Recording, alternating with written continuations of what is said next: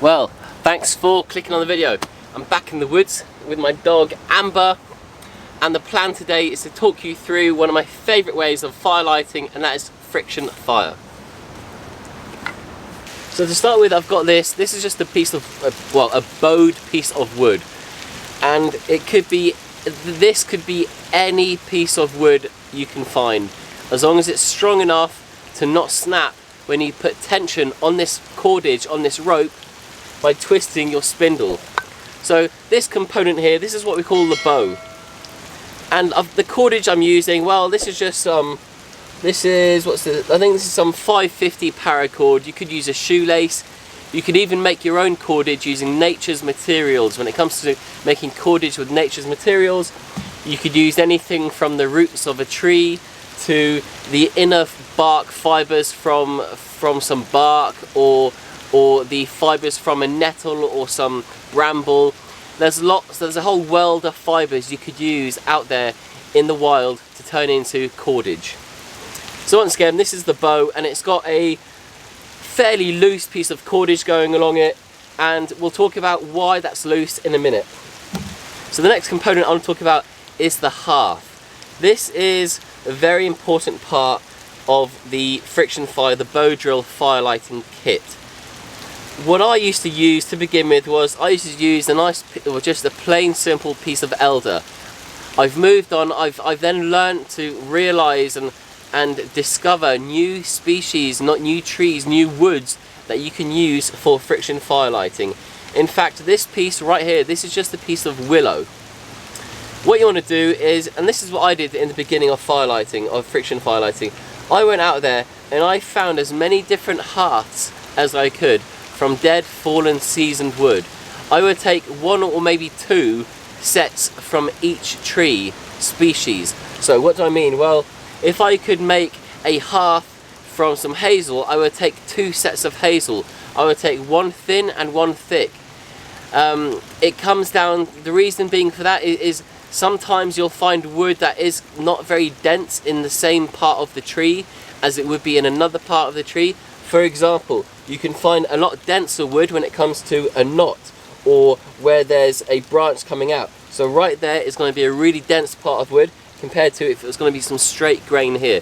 The reason being is because all the grain is almost knotted, it's dense, and it's going to be super tight there. So it's very good to know to keep that in mind when it comes to friction fire lighting.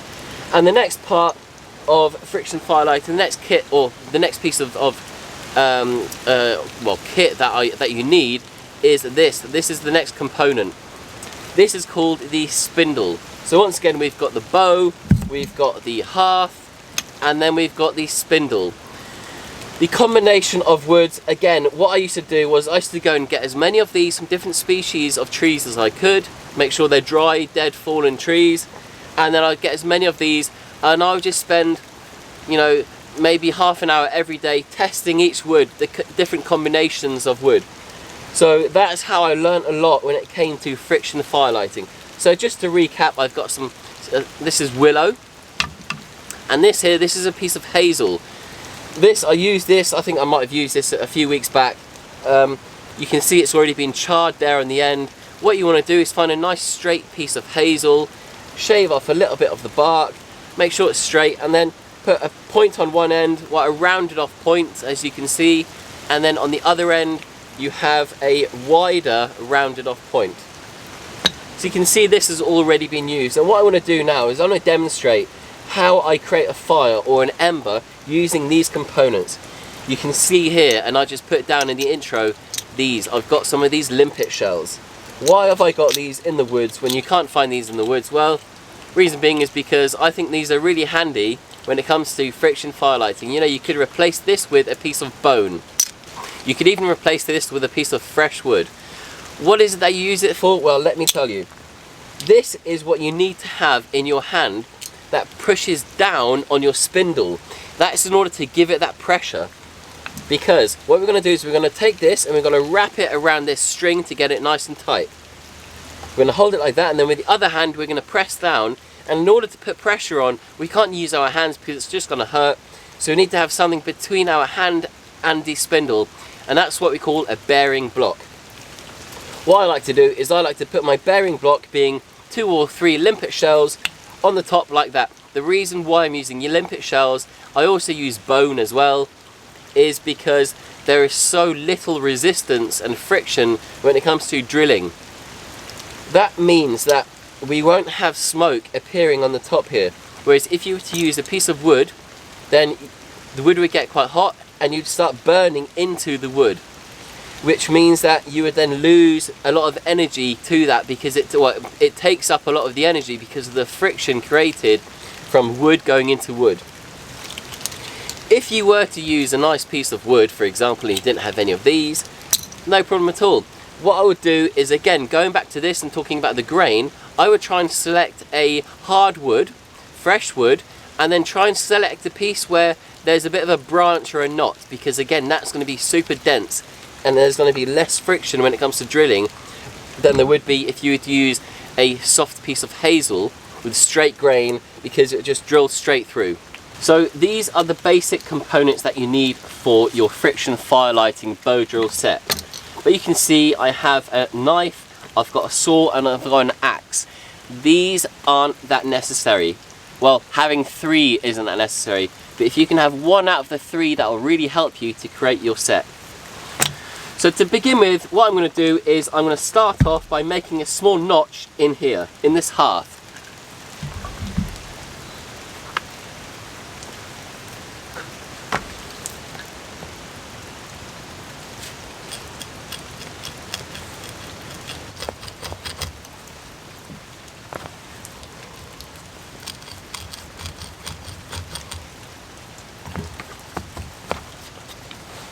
You see there, I've made a small indentation which will then help me to begin with by just burning in this spindle into the hearth. What I'm trying to do is just create a little bit of an indent which will give me the outline of the hole that I can then cut a notch into, similar to these.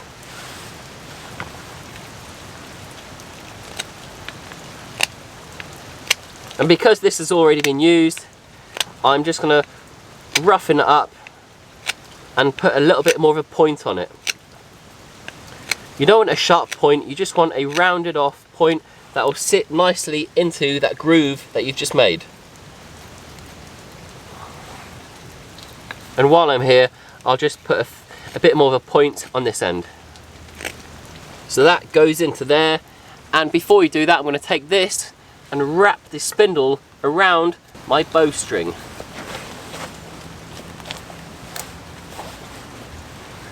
Like that.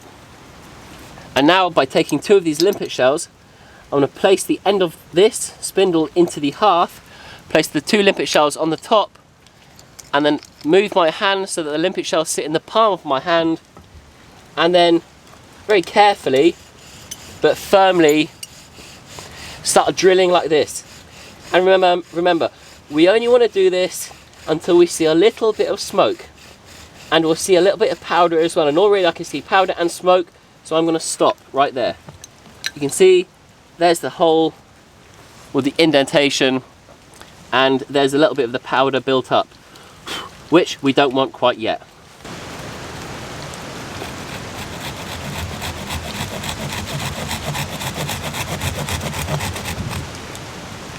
So I'm now cutting this notch using my saw, but you could quite easily use your axe or your knife. You can see what we're looking for is to take out roughly 1/8 of the hole. And I've just roughly done it like that, which means I'm now going to tidy it up just using my knife. So the next step is to repeat what we were doing a few minutes ago, and that is by placing it down and then allowing this to rub into this notch, which will then create some smoke building up, and will eventually end up with a nice ember right here. But in order to end up with an ember on something that we can transfer to a tinder bundle, and speaking of tinder bundles, this is what I have. I have a handful of straw. You know, this is just leftover material from the project from building the roundhouse here in the woods. But this straw could be replaced with anything from an old bird's nest, a bunch of dried grass, some hay, it could even be the inner fibres from trees like cedar and various other trees. Basically, you want something dry and fibrous that's flammable that you can create a little nest with in order to transfer your glowing ember to your bird's nest. So before we go any further, I've just realised that this isn't quite sitting flat on the ground, and in order for this demonstration to make sense to you guys watching, I really would like you to see or to watch what happens looking at this angle when it comes to me drilling the spindle into the hearth. And to do that, in order to get that flat, you can see I've got this end there, and it kind of makes the whole thing stick up a bit. So I'm just going to get my saw and just quickly take this one off. So now you can see it's sitting a lot closer, a lot more level to the ground.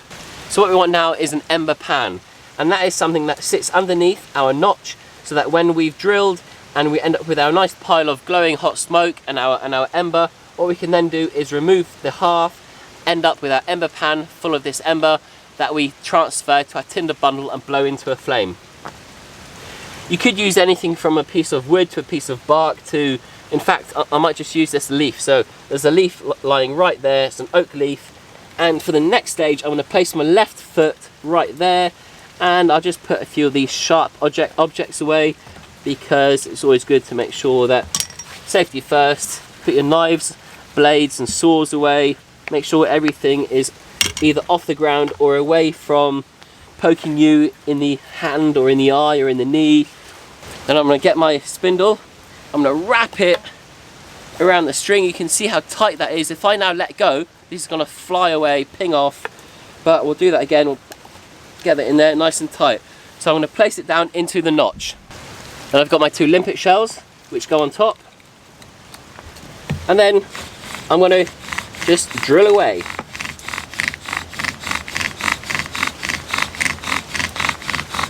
One piece of advice I have for this is, I would say for the first 10 or 15 seconds, just go very lightly, because what you're doing is you're warming up the wood. After 15 or even 20 seconds, with your left hand or whatever hand you're pressing down with, start to put more pressure on it, and then continue drilling, or you could even speed up and start drilling a little bit faster. You can see I'm already getting some dust and some smoke appearing, but I'm going to just stop that for the moment and lower the camera for you to get a better angle to see what's going on right here. So now that I've lowered the camera, hopefully you'll be able to see a bit clearer what's going on. So already we've got some powder built up on the outside of this hole, and in the notch already we've got a fair bit of powder built up. But that's no good to us because this has all gone really cold. What we need to do is, because we stopped drilling that is, what we need to do is we need to get this back on there using the limpet shells back on the top of the spindle. And just as we were a few moments ago, just get comfortable, just as we were a few moments ago, we want to continue drilling. What we'll see now, it takes a few seconds in order for smoke to appear. That's because the spindle and the hearth are just rubbing up against each other. They're just getting to know each other. They're just warming up. So now that they've warmed up, we'll see, not only do we see smoke, we're going to see a lot more smoke shortly, but you'll see that where that notch is, we really see a lot of powder being produced, that dust, and that's that crucial part of the friction fire bow drill kit. That is the crucial stage. That is what we're looking for. That's the business when it comes to the fire lighting. So I'm going to continue going. Sometimes you have to stop if you get a bit out of breath. I'm going to continue, well, in fact, I'm going to just stop that right there, because I can see already we've created a nice little ember. So very carefully, you can see with my hand, I'm just keeping pressure on it while I took my left foot off. Now, we can see if I fan it, we should see it glowing. That's exactly what we want. So next thing, I'm going to reach for my knife. We don't really need to use the knife at this stage, but what I'm going to do is just lift this hearth up and just drop that ember out. And because we've got some, what I like to call the gold dust, really useful, good stuff, let's make use of what's on the outside of that hole and drop it straight down onto our burning ember, on our smouldering ember. So while that's smoking away, it's quite smoky already, I've got my tinder bundle, and you always want to make sure that this is pre-made or pre-prepared before you transfer your glowing ember to this. What I'm now going to do is very carefully lift up my glowing ember and drop it into my tinder bundle.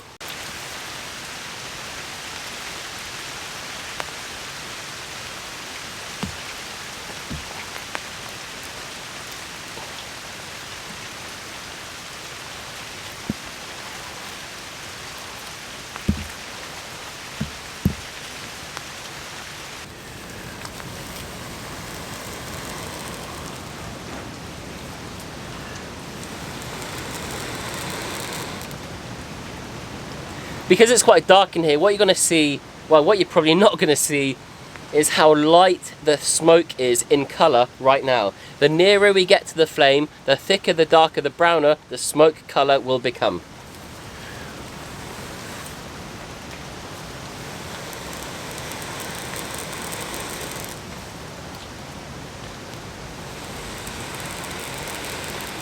So, as it's starting to smoke, I'm just compressing and bringing together my tinder bundle to keep it dense.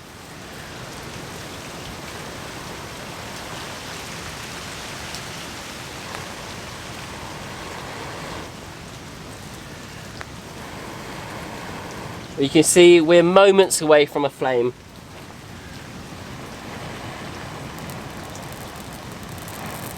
Oh, we're so close.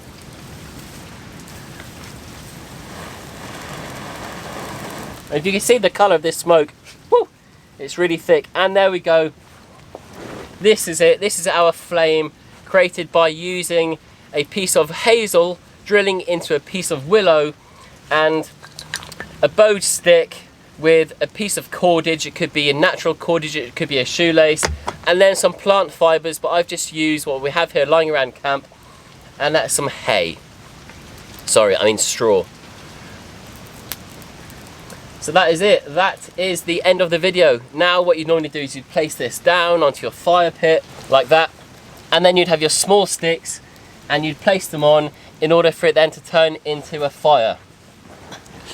So that is it for this video. It was a very short video. I just wanted to talk you through a bit of fire lighting. I love a bit of fire lighting, as you guys know, all sorts of fire lighting, but in particular I do love friction fire lighting. So I just want to say thank you very much for watching the video. If you haven't already, please hit the subscribe button. Don't forget to share the video with your friends if you want to do that.